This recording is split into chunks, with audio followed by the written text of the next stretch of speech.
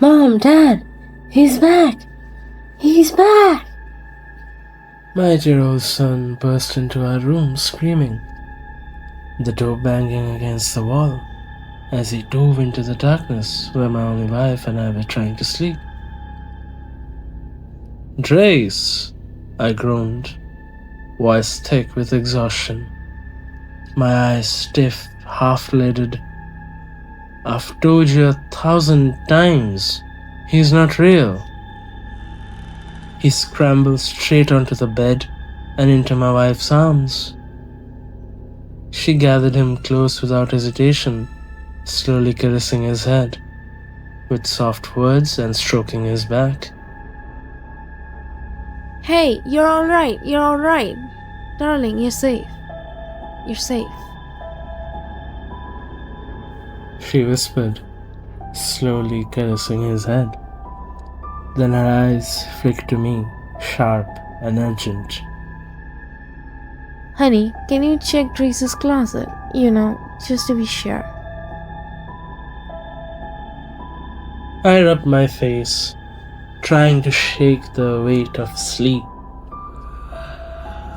I sighed, swung my leg out of bed, and shuffled towards my son's room. We'd done this song and dance at least 15 times now, and it was starting to grate on me. About 2 months ago, Drace had first told us about the man who came out of his closet at night to whisper to him. At first we were obviously horrified. When I heard his screams that first night, I'd run like a bat out of the hell down the hall, flicked the light switch on, and found him trembling, fingers extended at the closet door. I'd rip open the closet door without a second thought, heart hammering, scanning every corner for any sign of a threat. But of course, there was nothing there. Just a neat row of clothes, boxes, and a few scattered toys at the bottom. This time was no different. I opened the closet door with irritation, and upon looking at the empty space once again, I closed it a little bit harder than I wanted to and went back to our bedroom. "It's all clear, buddy," I said softly, stepping back into our bedroom.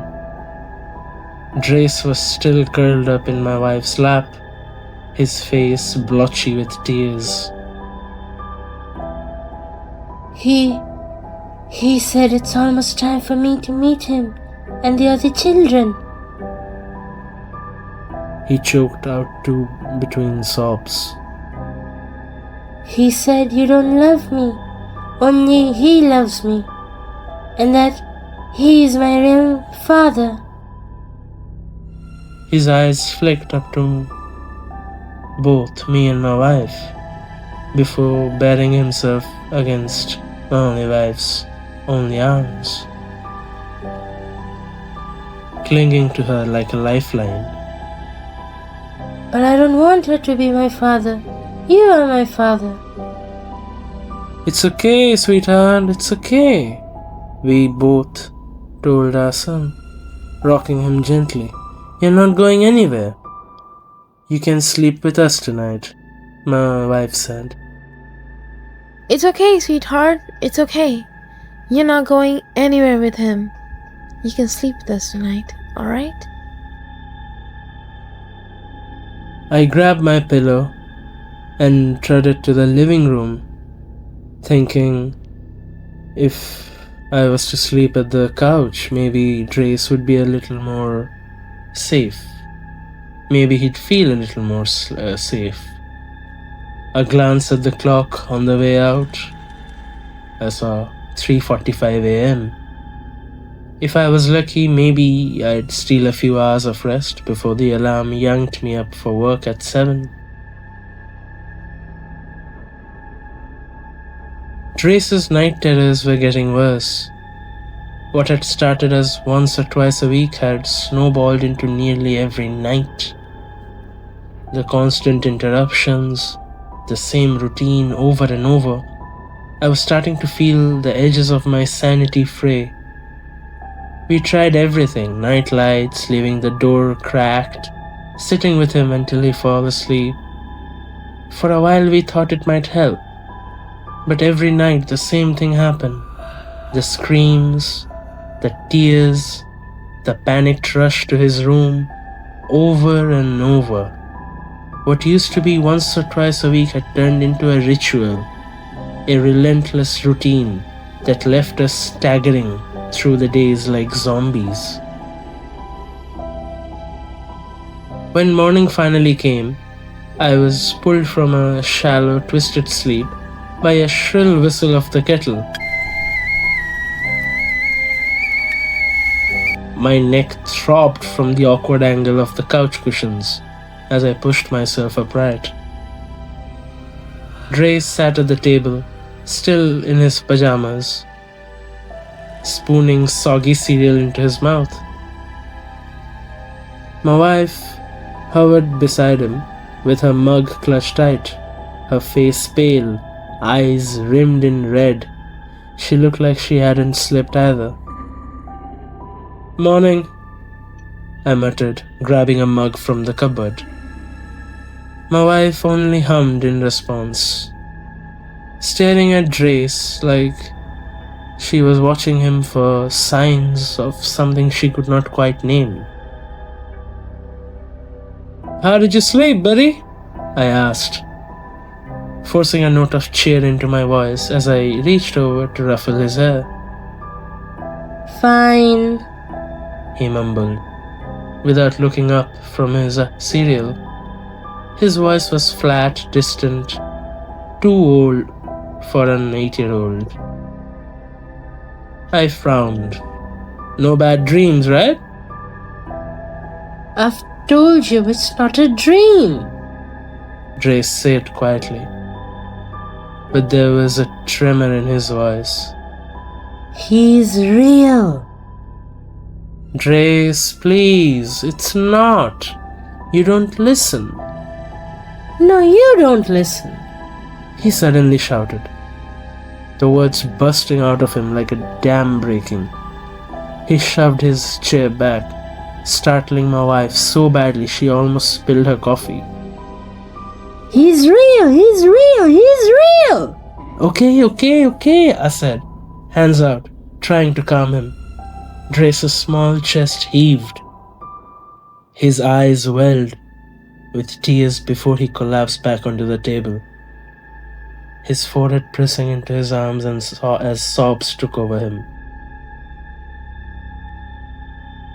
"I should get ready for work," I muttered, the weight of exhaustion settling over me was like a heavy coat. I stormed out of the room, shoulders tense, each step dragging as though the floor itself were holding me back. I shambled into work, feeling hollow, the morning's tension still clinging to me like wet clothes. Every step felt heavier than the last, and the hum of the fluorescent lights overhead grated on my nerves. My co-workers greeted me with cheerful hellos, but their voices sounded distant, almost muffled, as if I were underwater. Meetings blurred together. I nodded at the things I didn't absorb, smiled at the jokes I didn't hear.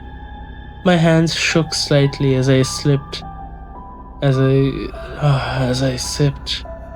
coffee after coffee, trying to fill my brain enough to function. By lunchtime, my stomach had tied itself in knots, twisting with anxiety rather than hunger. I was more caffeine than man. The day felt endless, each task a mountain, each conversation a strain. I smiled when someone complimented a project, but it felt hollow, forced. Every text or ping made me flinch, half expecting it to be a message from home, new terror, a new scream, a new worry. By the time the workday ended, I was completely drained, my mind frayed at the edges. I packed up slowly, almost reluctantly, thinking of the evening ahead. Another night, another battle against the shadows only I could see. The thought made my chest tighten, but I knew I'd march back home anyway, because that's where my son was, and he needed me. That's when I had an idea. On the way home, I stopped at a local electronics store and picked up a nanny cam. It was small, unassuming square with a tiny lens in the center, but I knew it could be the key to finally understanding what was happening. After a quiet, tense dinner, I explained the idea to my wife. She listened carefully. Her tired eyes locked onto mine, and after a moment she nodded. Well, it's a good idea. Anything to help Trace and us, honey. I passed Drace in the living room. He was lying on his belly, engrossed in a pair of dinosaurs, making loud roars and snarls as he smashed them together. Nearby, a piece of paper caught my eye. It was a drawing. It depicted the three of us. Me on the far left, my wife in the middle, and Richard to the right. A small smile filled my face when I saw the picture. But wait a second. What's that? When I looked closely, at the very far edge of the page, was it another figure? It was taller than any of us. It was longer, with black hair falling over its head, arms unnaturally long, and a crooked smile that was crudely drawn across its face. I clung to the hope that the camera would finally reveal the truth, that it was all in my son's head.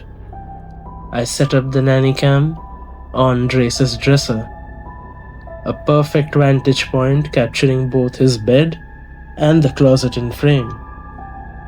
Tomorrow morning I planned to show him that nothing was in his room, that everything was safe, and that we could all sleep easy.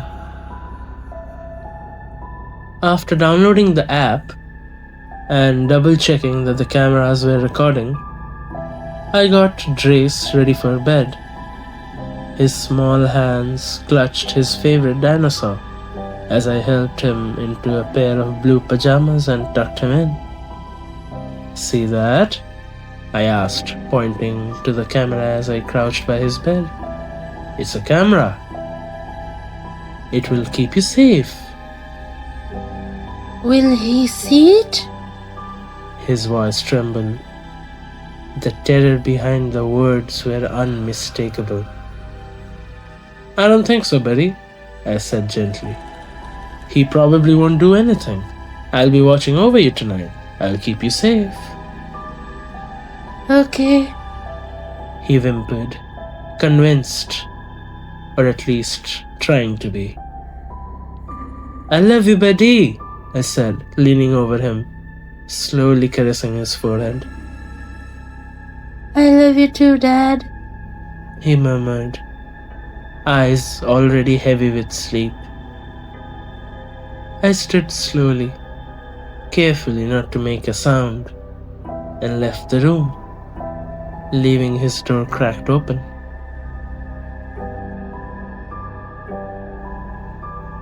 I awoke in the morning, surprisingly rested. Glancing at the clock, I realized it was already 8 a.m. My wife lay next to me, her soft, beautiful face filling the quiet room. I carefully swung my legs over the side of the bed and crept towards Drace's room. I gently knocked on the slightly ajar door before peeking inside. He lay on his back, blankets pulled up to his chest, staring at me with a solemn, almost blank expression. "Morning, buddy. Sleep okay?" I asked cheerfully. He simply nodded. "That's good. Are you hungry? I can whip up some pancakes if you want." Drace nodded again. He was no doubt heavy with lingering sleep. "Alright, buddy. I'll let you snooze a little bit longer while I get the pancakes ready." I shut the door quietly and made my way to the kitchen. The rest of the morning passed without any incident. Drace emerged from his room about an hour after I had checked up on him, absolutely famished. He devoured 6 pancakes with barely a pause, but he remained quiet, speaking very little. After breakfast, he quietly went off to play with his toys. After showering and getting dressed, I decided to show Drace the footage from the nanny cam. Pulling out my phone, I opened the app and began reviewing last night's recording. I watched myself lean over his bed, slowly caressing his forehead, whispering that I loved him, and then quietly leaving the room. The camera's night vision kicked in, bathing the room in an eerie pale green light. I fast-forwarded the footage a little bit, stopping just after midnight. The closet door creaked open. What? A wind, maybe? There were no windows open. That's when I saw a thin, almost skeletal hand pushing it aside. On the screen, I saw my boy jolt upright in bed, his eyes snapping to the darkness. Before he could even scream, something surged out of the closet. A tall, impossibly pale figure, its long black hair spilling down over its chest like a waterfall. Its arms were grotesquely long. They were outstretched as it moved. In one smooth motion, it clamped a hand over Drace's mouth, smothering any sound, and with the other hand, it scooped him up. Though he weighed nothing, it held him to its chest, rocking him slowly, almost tenderly, like a father soothing a frightened child. My poor boy's small fists pounded against his chest. His legs kicked wildly, but the thing did not flinch.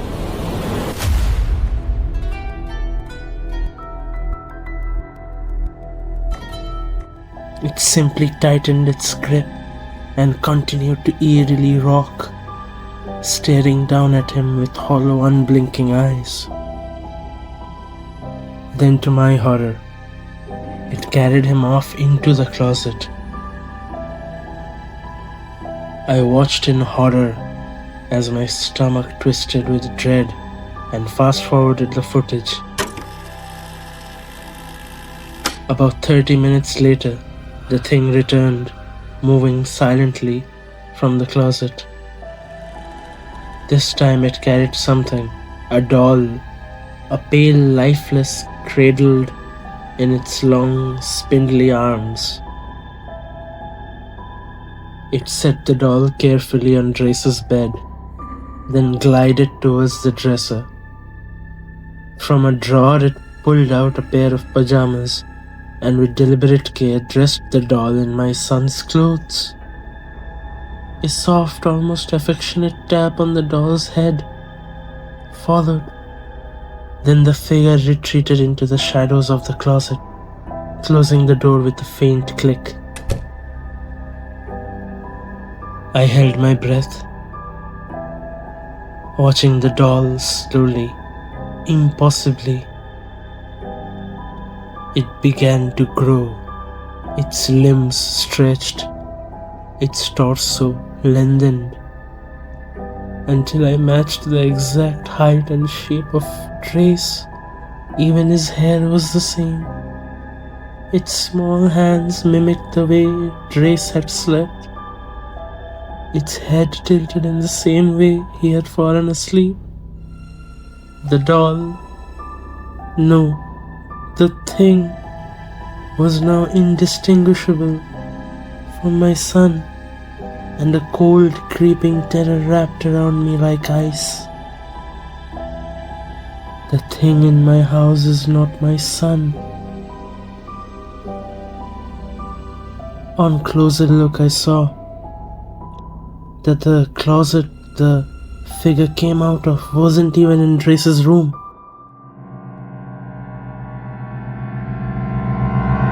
It was a different wooden closet.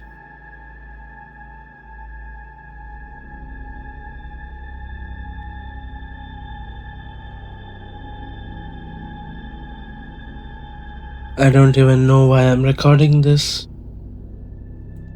Maybe because if I don't, no one will ever know what happened here. Maybe because if he comes for me next, someone will at least understand what happened to my boy. Drace is gone. He took him. I haven't told my wife yet. He thinks Drace has been quiet today, that he's just tired. I can't tell her. She wouldn't believe me. Or maybe she would. And then we'd be just as crazy like we are. I don't know what to do. I can't go to the police and tell them that a monster took my child. They'd lock me up. Please, please, if anyone ever finds this, help us. My son is out there somewhere. I don't know if he's alive or dead. I don't know if he's keeping him. I'm going to try. I'm going into the closet. And if I don't come back, please come and find me.